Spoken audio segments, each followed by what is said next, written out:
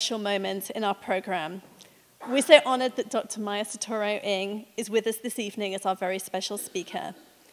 As a writer, mother, and educator, she knows firsthand the importance of all the issues that we've been discussing tonight.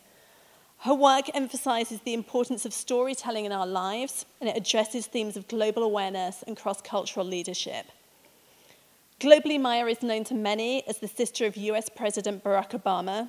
She's also a woman who lives the values of global connection and leadership that we're celebrating tonight. Maya was born in Jakarta, Indonesia, and later moved with her family to Honolulu. She has traveled extensively, speaks Spanish and Indonesian, and has a deep background in education. She began her career teaching at public schools in Manhattan, and later earned her PhD in international comparative education. She's currently an education specialist for the East-West Center, as well as a lecturer at the University of Hawaii's College Education, where she teaches multicultural education. Ladder to the Moon is her first picture book. It was inspired by her young daughter Suheila's questions about her late grandmother, Ann Dunham. It's illustrated by Gigi Morales, who we're thrilled is here also with us tonight. And it's a really magical narrative about the connections not only between generations, but between women and countries around the globe, even in the face of conflict and turmoil. And I have to share with you that I can endorse the power and the magic of this book firsthand. I've read it with my 2-year-old daughter, and she adores it. She is really just so struck and charmed by your illustrations and by your incredible narrative. So I'm delighted to say that Maya will be taking questions after she's presented this evening. So please raise your hands if you have question cards that you would like an usher to feedback and share with us. And now please join me in welcoming Dr. Maya Soetoro-Ng.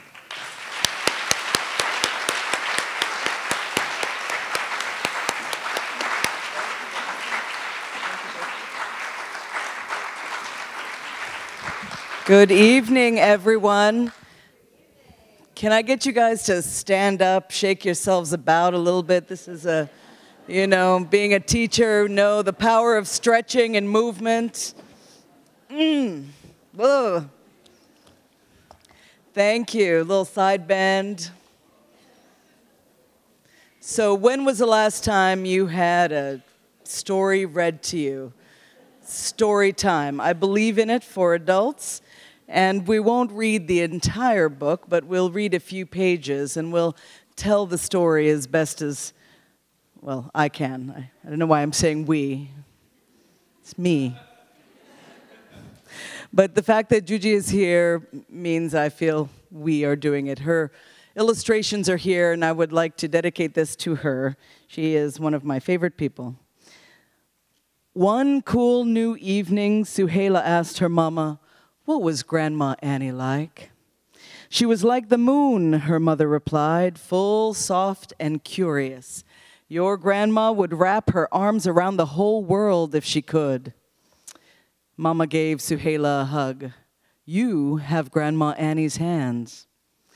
Later, Suheila lay in her pajamas, the moonlight coming through her open window. She looked at her hands, front, side, and back, and wondered what else she had gotten from her grandma. As the night deepened and the crickets grew loud, Suheila wondered and waited. It seemed like something was about to happen. Then, as though in answer to her wondering, a golden ladder appeared at the edge of the sill. Guess who was on that ladder, people? Yeah, you guessed it, Grandma Annie, in all of her full splendor, beckons to Suheila. "You want an adventure, dimple child?" she says, and Suheila tosses herself out of bed like a tumbleweed, and up they go slowly, but sure-footedly, to the moon, where Grandma Annie gets wider and wider so that Suheila will have a soft place to land. And they look back on Earth after getting to know and fully love one another, and they see a great deal of beauty and power and invention. They see people thriving and loving one another, but they also see suffering. And they feel connected to the earth in a new way. A 50-foot wave was sweeping from the ocean to the land. And through swirling waters, swimmers struggled up toward the surface. Kick hard, Annie encouraged them. Swim. Tilting her head toward her granddaughter, she asked, "Shall we invite them to join us, little one?" "May we? We have lots of room," Suheila responded. Annie nodded and let her voice drift down. "Come, dance, get warm, babies," Annie urged, and when the next giant wave crested, all the children leaped high like flying fish. Suheila and Annie caught them by their fingertips and pulled them up to the moon, draping scarves around their shoulders. They swung the children round and round until they could all laugh again, loud and long. On the ground below, two sisters climbed down two tall towers that trembled and swayed on quaking soil. "Hang on tight," Annie urged. When the earth stopped shaking, Annie and Suheila watched the sisters wipe dust from their faces and stick out their tongues to catch soft rain. Come bathe, drink us.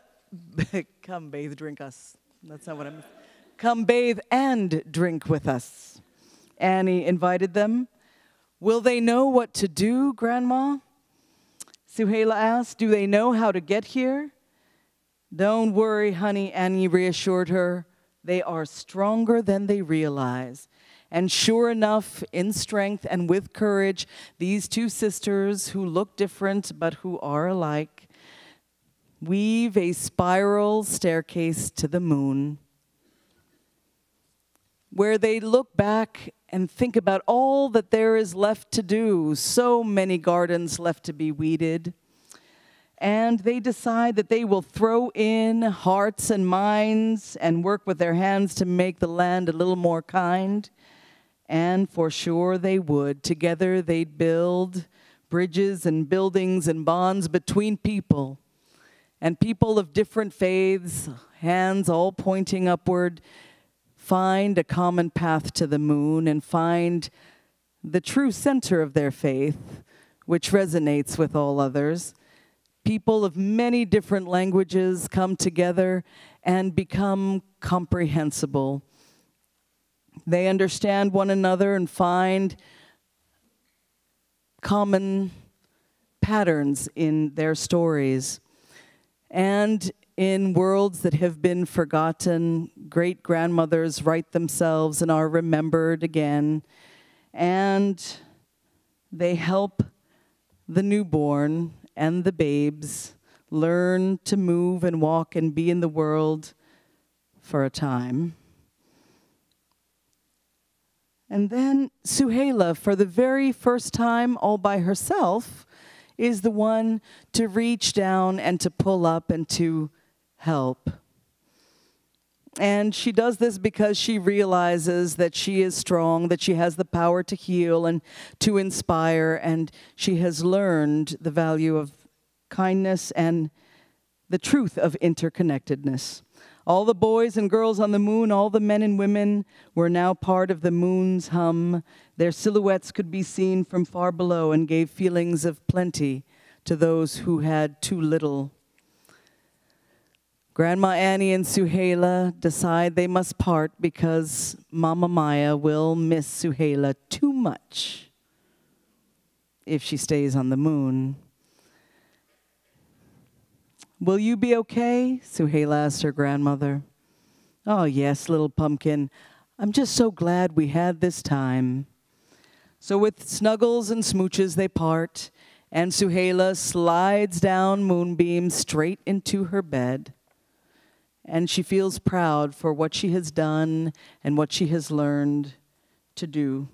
"Mama, I'm home," Suheila called into the hallway. "Mama, I met her." "I'm in here, baby. Come, tell me everything." And then, of course, Suheila will teach and tell. And that's the end of the book. Thank you. So I want to share with you, of course, some of the themes, which should be obvious, but perhaps are not. One is that we are, in fact, all interconnected, that therefore, let our touch and our impact across the seas and a vast terrain be benevolent. Let us endeavor to help one another, to feel greater empathy and compassion for one another.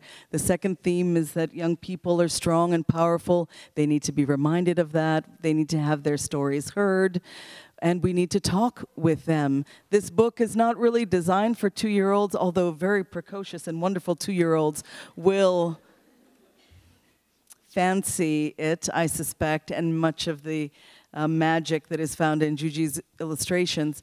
But it is certainly meant for a wide range of ages. The idea is that it can open up conversations. It will provide the beginnings of things. It's not the end of things. But we can begin talking to our children about the world that they inherit, the world that they occupy, current events, recent events, the power and potential inherent in their future, and of course, how to be kind, how to communicate, how to develop the skills of conflict resolution. And we can also talk to them about who came before them, the people and the powerful voices and lives that enrich and make possible. And I think that these conversations are so vital. We make a mistake, I think, because children are not exempt from what happens in the world. And as the powerful, incredible, lovely women who were on the stage fully understand, children are impacted, often quite gravely, by war, and they benefit a great deal in being able to be children in peace.